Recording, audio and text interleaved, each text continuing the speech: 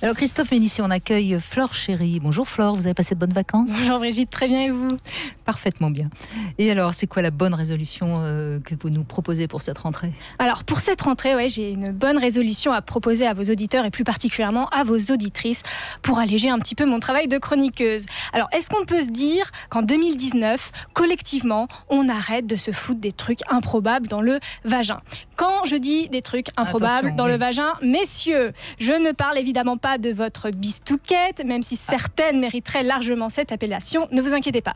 Je vous explique. Sur la saison 2018-2019, j'ai quand même écrit sur pourquoi il ne faut pas se mettre d'ail ou de persil dans le vagin pour régler ses problèmes de mycose. À part faire fuir les vampires, ça n'a aucun autre pouvoir magique avéré.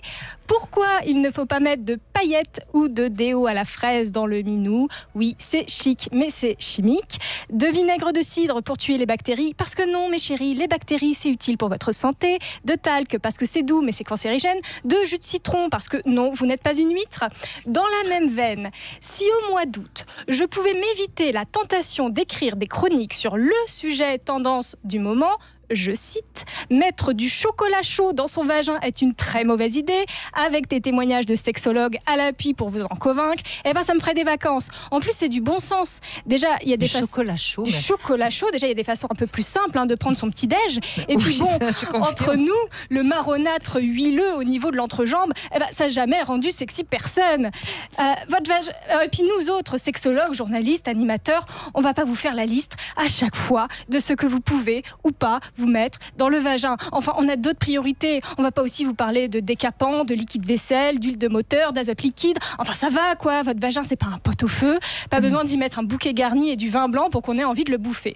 D'ailleurs, pour moyen mémotechnique, un vagin, ça s'appelle une petite chatte. Et ça se domestique tout pareil. On lui donne une petite croquette quand il a faim, une petite caresse avant de dormir éventuellement, mais c'est tout. Le reste du temps, c'est indépendant et surtout, c'est auto-nettoyant. Voilà, comme une petite chatte, votre vagin se lave tout seul, comme un grand. Il n'a besoin de personne et surtout pas de vos histoires farfelues pour qu'on le trouve plus propre, moins odorant ou plus appétissant.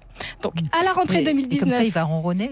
Et voilà, il ronronnera très bien toute la nuit. Donc, à la rentrée 2019, on lui fout la paix.